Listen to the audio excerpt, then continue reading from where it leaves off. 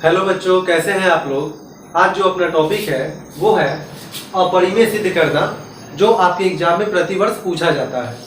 तो बच्चों आइए देखते हैं। जैसे मान लो क्वेश्चन दे दिया, सिद्ध करे √2 अपरिमेय है। आपको हमेशा बोला जाएगा कि सिद्ध करो अपरिमेय है, ठीक है। तो देखो हम लोग मान के चलेंगे, माना कि √2 परिमेय है, ठीक है। तो प्रश्न में अपरिमेय बोलेगा, लेकिन हम लोगों को परिमेय मान के चलना है, ठीक है। तो देखो इसलिए अब आप जानते हो कि जब √2 परिमेय है तो परिमेय संख्या तो p/q के बराबर होता है, p/q। इसको लिख दो समीकरण नंबर 1, ठीक है। और बच्चों आपको यहाँ पे लिख देना है नीचे, जहां p और q में कोई भी उभयनिष्ठ गुणनखंड नहीं है, कोई भी उभयनिष्ठ गुणनखंड नहीं है। कहने का मतलब क्या हुआ?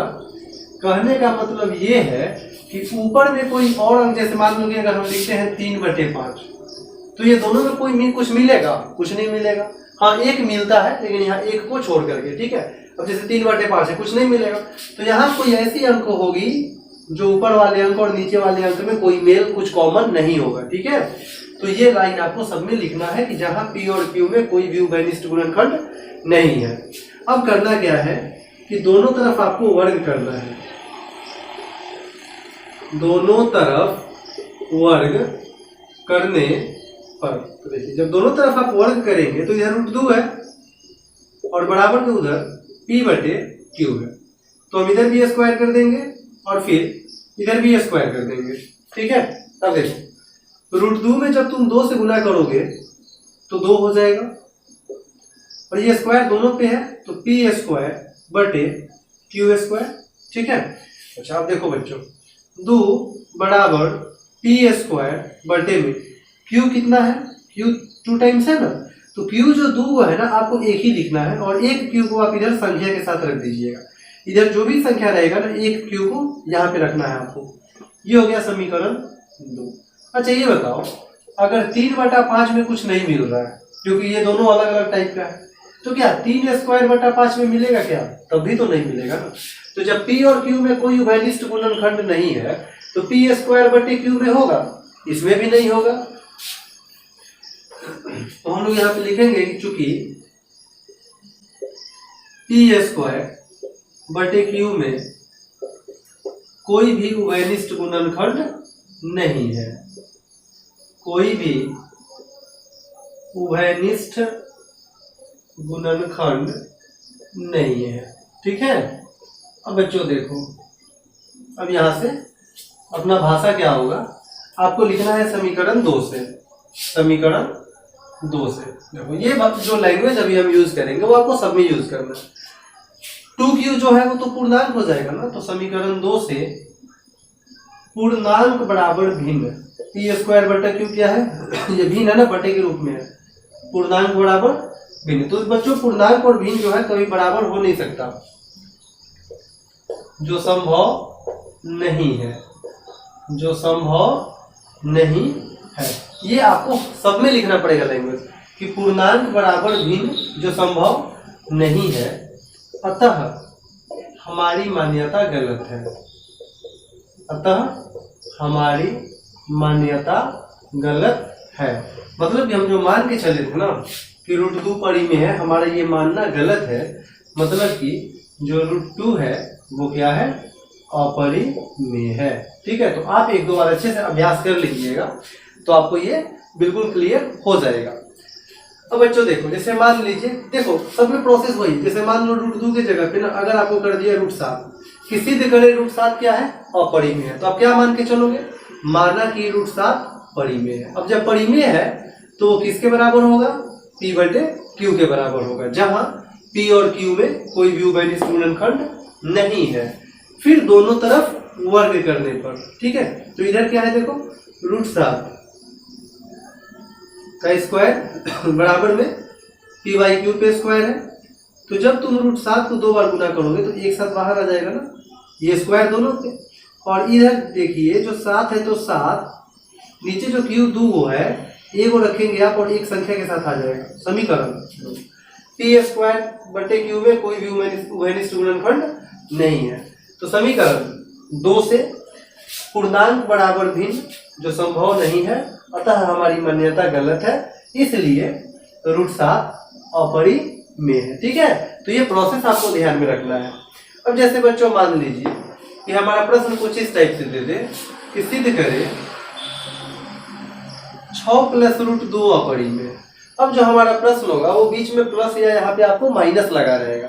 तो इसे हम कैसे बनाएंगे? तो देखो इसे बनाने का तरीका बहुत आसान है। ठीक है, जो भी देना आप उसे परिमेय मान के चलोगे। माना कि 6 प्लस रूट 2 क्या है? परिमेय है।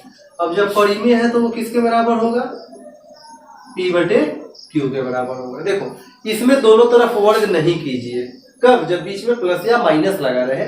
इसमें सिंपल सा आप करेंगे क्या कि रूट 2 है ना, रूट 2 बराबर उधर क्या है? पी बटे क्यू। देखो 6 किस चीज में है? प्लस में, उधर ले जाओगे तो माइनस में। इसको कर दो समीकरण 2। तो देखो जैसा कि आप जानते हो कि पी बटा क्यू परिमेय संख्या है और 6 भी कैसी संख्या है? परिमेय संख्या है, क्योंकि रूट में तो है नहीं वो। तो परिमेय संख्याओं का जो अंतर होगा, घटाव होगा, वो भी तो परिमेय संख्या होगा ना। तो समीकरण 2 से रूट 2 कैसी संख्या? तो बच्चों रूट 2 हो जाएगी अपरिमेय संख्या, क्योंकि वो रूट में है, बराबर पी बटा क्यू मतलब कैसी संख्या? परिमेय संख्या।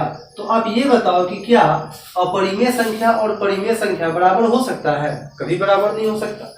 जो संभव नहीं है, जो संभव नहीं है, अतः हमारी मान्यता गलत है।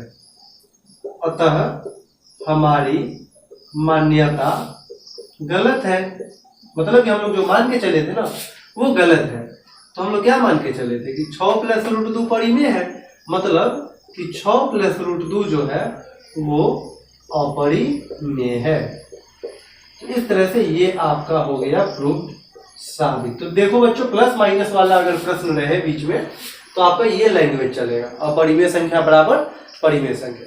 चलो जैसे मान लो कि मैं क्वेश्चन ऐसे कर दूं, सिद्ध करें 3 माइनस 2 रूट 5। ठीक है, आपको दे दिया कि सिद्ध करो अपरिमेय है। अब क्या मान के चलोगे? तो हम मान के चलेंगे कि जो 3 माइनस 2 रूट 5 है वो क्या है? परिमेय है। अब जब परिमेय है तो वो किसके बराबर होगा? पी बटे क्यू के। क्या है प्रश्न? इसलिए जो अपना 3 माइनस 2 रूट 5 होगा, अब जब परिमेय है तो पी बटे क्यू के बराबर होगा ना। तो देखो बच्चों करो क्या, आप रूट वाले को एक तरफ रखो। कितना है? माइनस 2 रूट 5 बराबर में पी बटे क्यू। 3 किस चीज में है? प्लस में, आगे कुछ नहीं, मतलब प्लस, उधर ले जाओगे माइनस। समीकरण 2। समीकरण 2 से देखो दो परिमेय संख्या है और रूट 5 अपरिमेय संख्या है। आप जानते हो कि परिमेय संख्या अगर किसी अपरिमेय संख्या के साथ में रहे तो वो अपरिमेय ही कहलाती है। ठीक है, तो अपरिमेय संख्या बराबर परिमेय संख्या जो संभव नहीं है, अतः हमारी मान्यता गलत है। इसलिए 3 माइनस 2 रूट 5 ये क्या है? अपरिमेय है। ठीक है, तो प्लस माइनस वाले में एकदम सिंपल आपको इस लैंग्वेज का यूज कर लेना है। अब चलो देख लेते हैं कि अगर मान लो क्वेश्चन हमें बटा वाला मिल जाए। तो जैसे मान लो क्वेश्चन दे दिया कि सिद्ध करें 1 बटा रूट 7 अपरिमेय। ठीक है, क्या मान के चलेंगे? माना कि 1 बटा रूट 7 परिमेय है, और जब परिमेय है तो वो किसके बराबर होगा? परिमेय है तो वो पी बटे क्यू के बराबर होगा। ठीक है, कोई दिक्कत? अच्छा अब देखो बच्चों, अब तुम्हें यहाँ पे करना क्या है कि इसे दोनों तरफ कर लो वर्ग, दोनों तरफ वर्ग करने पर। तो इधर 1 बटे रूट 7 है ना, इधर स्क्वायर कर लो, इधर पी बटे क्यू है, इधर भी स्क्वायर कर लो। हाँ यहाँ भी ये लिख देना तुम, जहां क्या लिखना है कि P और Q में कोई भी उभयनिष्ठ गुणनखंड नहीं है। जहां P और Q में कोई भी उभयनिष्ठ गुणनखंड नहीं है। ठीक है, उभयनिष्ठ गुणनखंड नहीं है। अब देखो बच्चों, अब यहाँ पे जब तुम स्क्वायर करोगे तो 1 का स्क्वायर 1, √7 को 2 बार गुना करोगे तो एक साथ बाहर आ जाएगा, इधर P स्क्वायर बटे Q स्क्वायर। ठीक है, तो जैसा कि आप जानते हो P स्क्वायर बटे में जो Q है एक ही लिखना है और एक Q इसके साथ लगा देना है, समीकरण 1। अब लैंग्वेज क्या लिखना है, समीकरण 2 से पूर्णांक बराबर भिन्न, पूर्णांक बराबर भिन्न जो संभव नहीं है, जो संभव नहीं है, अतः हमारी मान्यता गलत है,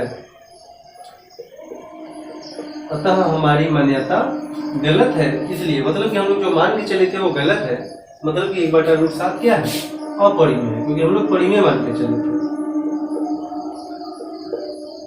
ठीक है, तो इस तरह से बच्चों हमारा लैंग्वेज यही होगा, लेकिन अगर प्लस या माइनस रहे बीच में प्रश्न में तो वहां अपरिमेय बराबर परिमेय वो लैंग्वेज का आप यूज कीजिएगा। ठीक है, तो आप काफी अच्छे से समझ गए होंगे कि हम अपरिमेय को कैसे साबित करते हैं। अगर आपको थोड़ा बहुत दिक्कत हो तो आप वीडियो को 2 बार 3 बार देखें, आपको एकदम क्लियर हो जाएगा। ठीक है, आज तक इतना ही। जय हिंद।